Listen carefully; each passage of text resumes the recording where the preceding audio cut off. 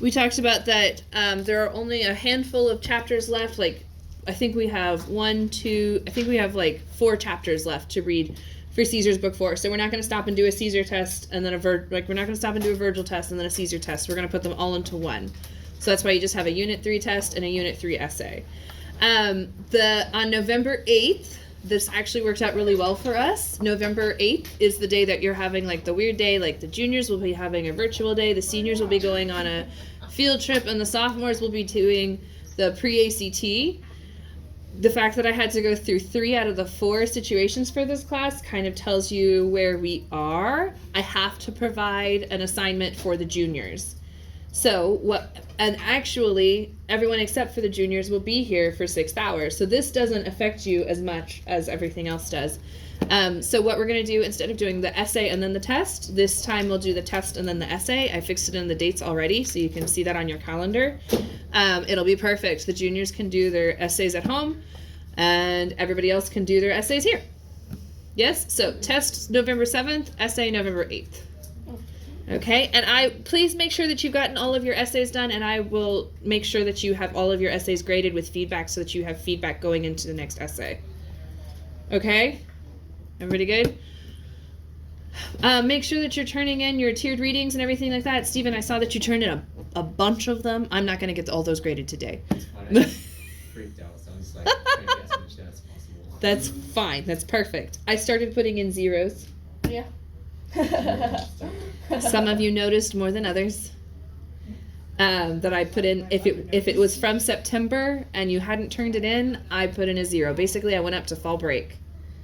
Okay, like if it was due before fall break and you haven't turned it in, I put it in as a 0. You know the drill. As long as you get it to me before the last day of the semester, you're fine. But I want you to see where you are if you continue in your habits. Trying to like do it. Loving smile for those of you who can't see me. Yes, it's a loving smile. My husband pinched my cheeks and hurt them, and so now my loving smile is askew. He didn't mean to hurt them. He was just like, oh, they're so funny. I didn't hit him. I thought about it though. You didn't ask. I didn't hit him. I didn't hit him. I thought about it. Well, like as a student, I would have been like, "Did you hit him? He hurt your cheeks." I'm like, "No." Anyways, isn't that lovely to have on video? Hi, YouTube. So, all right. So we're picking up with line 539, and we're finishing out Ilioneus' speech. Somebody fill me in. Where are we? What's happened in the story so far? Dido. Wait. Yeah. So Ilioneus, He was talking to, like, informally to this, like, the queen and all that, Mm-hmm, and we were having a debate. We were having a debate on should he address his queen so informally. Yes? Oh, that just made me think of Ever After, where he tells Drew Barrymore, "Do not address me so informally, madam," because he calls her Henry, because she calls him Henry. Anyways, if you haven't seen Ever After, we should watch Ever After for Valentine's Day this year. I don't know what it is. But like, What? I would have a Drew Barrymore marathon. A Drew Barrymore marathon? Start with E.T. and work our way through? That'd be fun. Okay, so, yes. Dido's a good queen with damage, and so she's very super protective of who she lets in. Yes? Okay, which is kind of another thing. And he goes through and Ilioneus approaches and says, "Look, we're not here to take anything. We don't want your booty. We just want to go. Yes, we want to repair our ships and then look for our king." And we're actually going to get into that part here. Yes, okay. But anyways, so Fast Talker, I had a hard time hearing him because of where I was when I was doing this video. It felt like he did a decent job of walking you through the translation. But was there anything that he translated that you just did not understand how he got that? He didn't go a lot on this. Yeah, the second page is one that we're definitely going to have to fill in. Okay, yeah, he just got, I think he was in a hurry, and so at this point, Sounded like there were students behind too. Yeah. So, no worries. Okay, quid genus hoc hominum. What race of men is this? This is like, you're not letting us land? Like, what the heck? Okay? So, what race of men is this? Or, what barbaric country allows this custom? Like, you're shooting at us with fire, okay? So what race of men is this? Like, I've never heard of a country that does that, okay? It's barbaric. Yes? Okay, it's bearded. Not really bearded, but remember, barbaric, foreign, all of those things, okay? We are prohibited from the hospitality of sand. They incite wars, not the sand, the people. And at first they understood us to land on the shore. More or less. Okay? So, he kind of starts out with, I've never heard of this, you're not letting us land? Like, we're clearly a shipwrecked people with limping ships. Our ships are sinking. We need to come ashore to fix our ships, and you're preventing us from landing. Okay, and then he goes on to say, if this race of humans, temnitus. So if the race of humans, y'all, what is temnitus? If y'all disdain this race of humans and mortal arms, but hope that the gods are mindful of right and wrong. So fandi and nefandi. So this is kind of different forms of phos and nephos. All right, but phos and nephos are more like the nouns, whereas fandi and nefandi are the adjectives. Okay?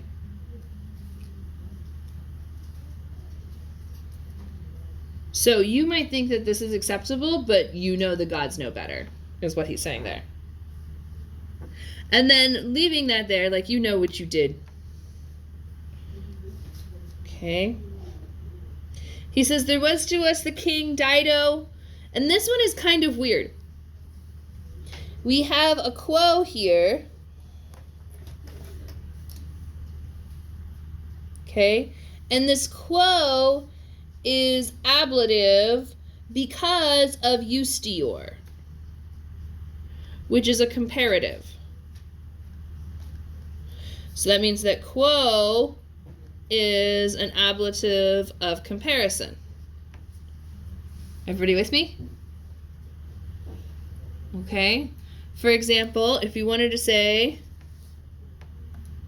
my sister is taller than I. There are two ways you can say it. Two ways. Okay?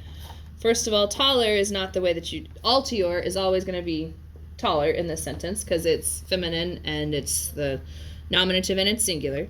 But then I can be rendered in two ways. You can either say quam ego, or you can just say me, altior me. And this one is the ablative of comparison.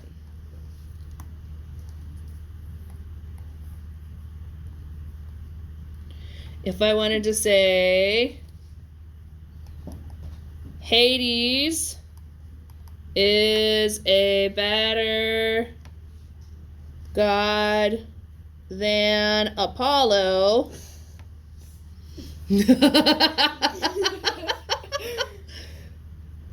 Okay, that would be Melior Deus. Okay, and then Apollo could be either quam Apollo or I think this is right, Apollone. Ablative of comparison. Okay. If I wanted to say Latin is prettier than Spanish, then that would be pulcrior. You have some beef with them. They started it. All right? Write this on the board. Right? They wrote it on the board, like on our board, no less. They started it. All right? So Latin is pulcrior. You could say quam. We'll just use Hispania here. Quam Hispania, or you could simply say Hispania.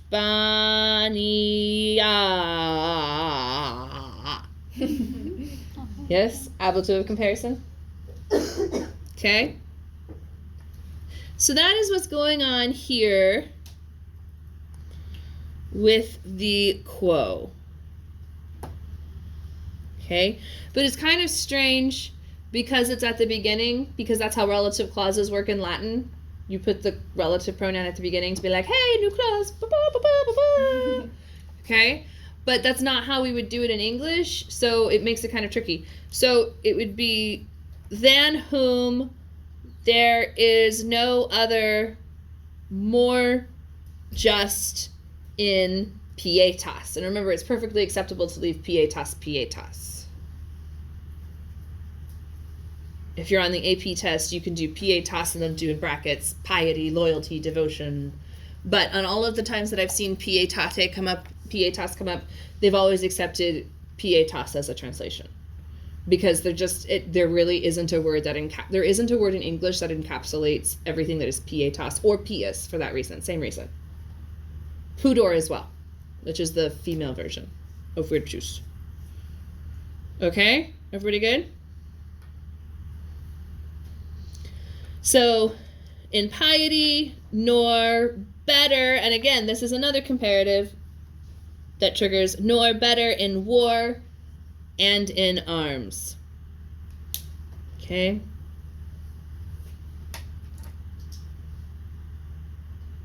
Now I've got the Hercules song in my head. Because that's what it is, right?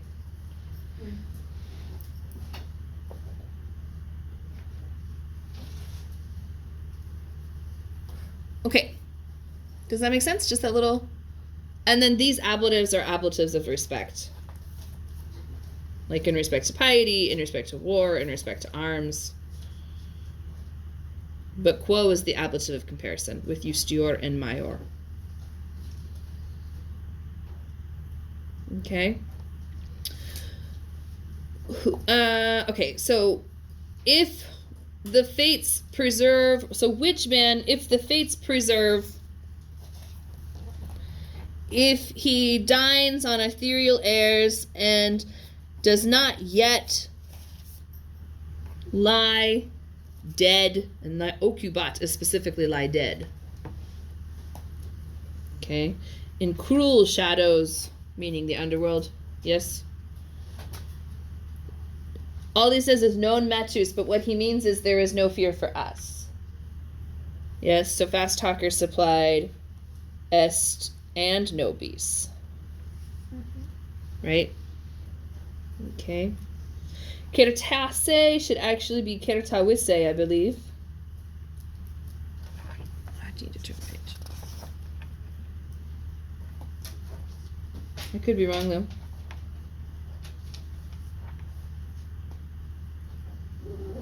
I am not wrong. So kertase should be kertawisse. It's a syncopated form. Everybody see it's perfectly acceptable just to drop out the w and just have ase.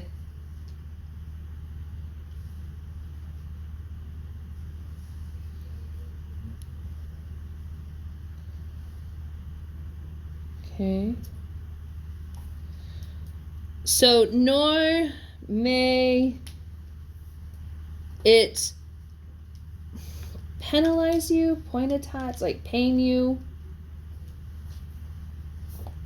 It's kind of a weird way to say this. Chidi Book says, nor may it repent thee first to have fought understood in kindness, or to understood with him in kindness.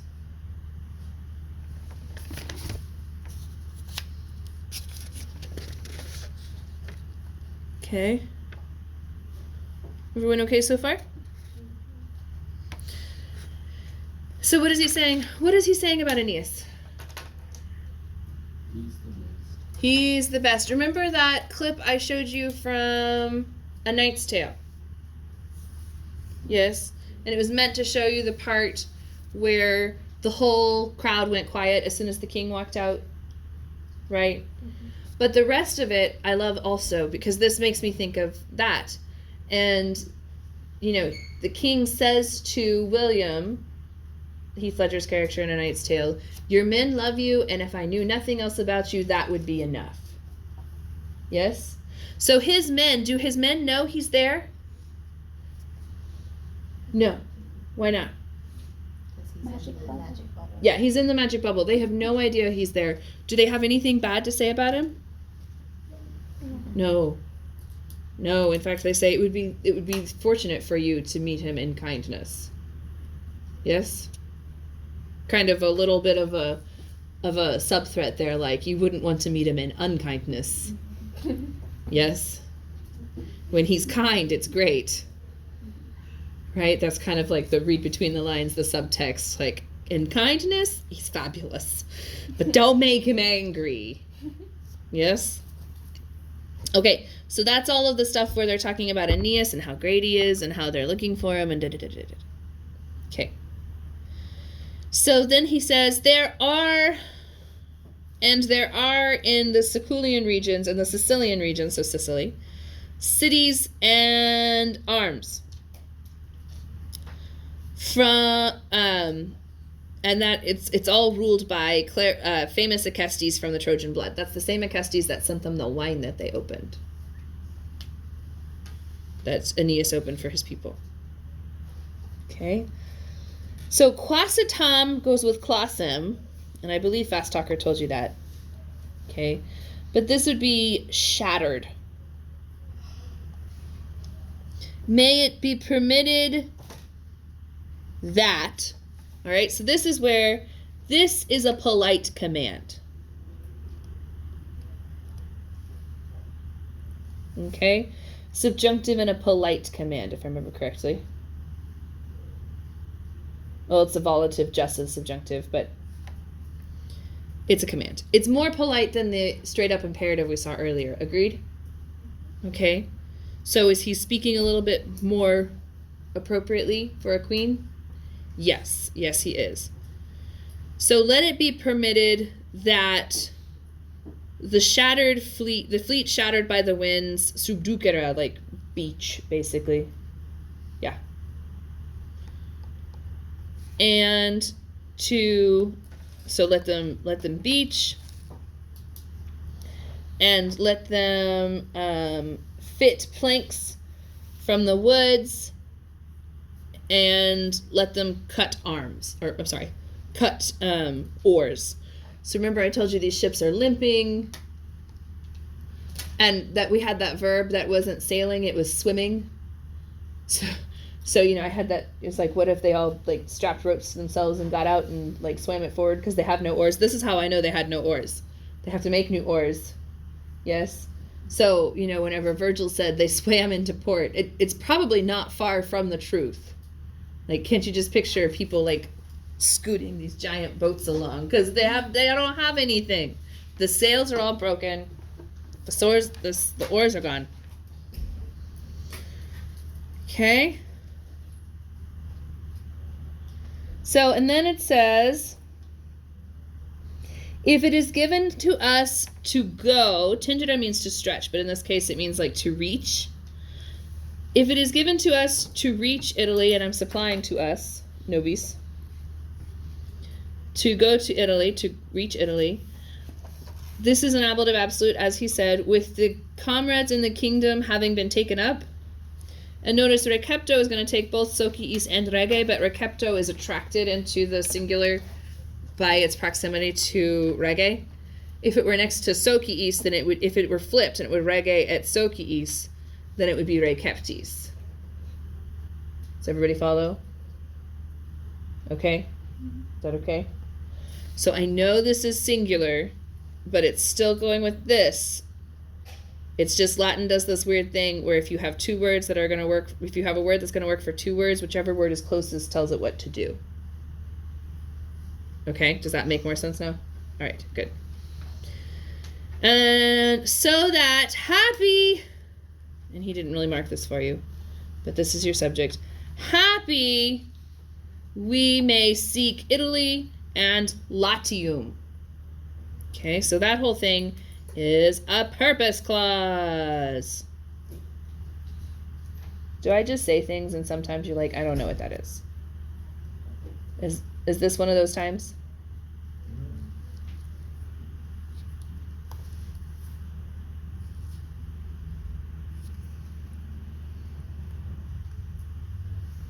So this is a clause that expresses purpose. We're starting with ut, and this verb is a present subjunctive. And that is the nature of a purpose clause. It'll have either ut or ne to express a negative purpose, plus the subjunctive, and that expresses purpose.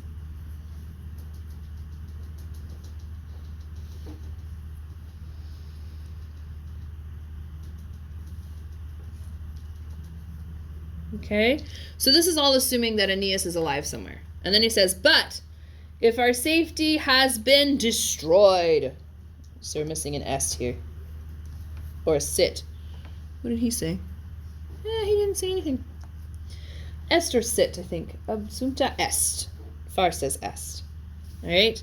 But if our safety has been destroyed and the sea holds you, sorry, that's an object, and the sea holds you, and then this is vocative for some reason, great father of the Teucrians, and I'm sorry, if it's the sea of Libya, if the sea of Libya holds you, great father of the Teucrians, if now the hope of little Iulus, sorry, I don't know why I just verbed a noun. There you go. That's like, wait. Yeah, no. All right. So if hope now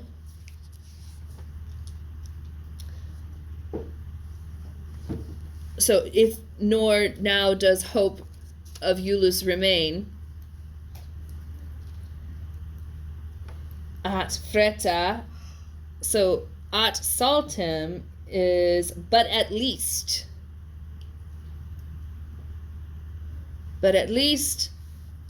let us seek. Okay, so these two go together to mean, I overshot it. These two go together according to Chidi book to mean at least. Okay, at least let us, or may we go to the Straits of Sicily and the prepared seats from whence we have been carried, so this is missing a sumus, we have been carried hither, hook, and to King Acestes.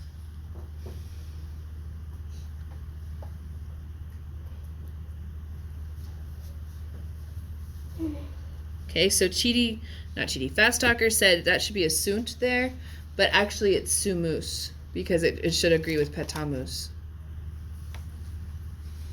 Okay, so talibus Ilioneus, with such things Ilioneus. Isn't that great? You can just say with such things. You don't have to say said or says or anything like that. And then at the same time, all the Trojans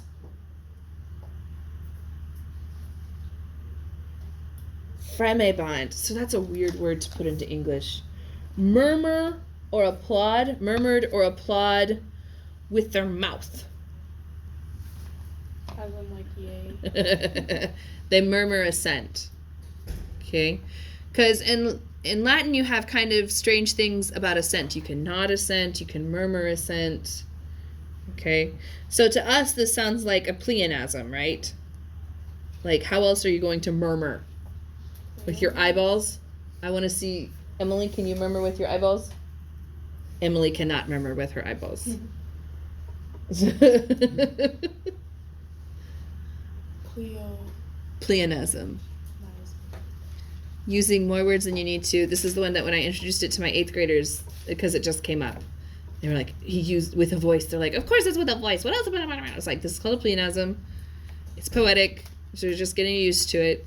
And then one of my 8th graders goes, oh, like, I murder you to death? Would that be a pleonasm? I was like, yes.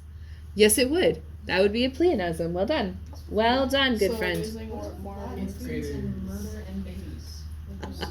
I've noticed that every time we use like an example for something, Miss Wilk was like, and the babies rained from the sky.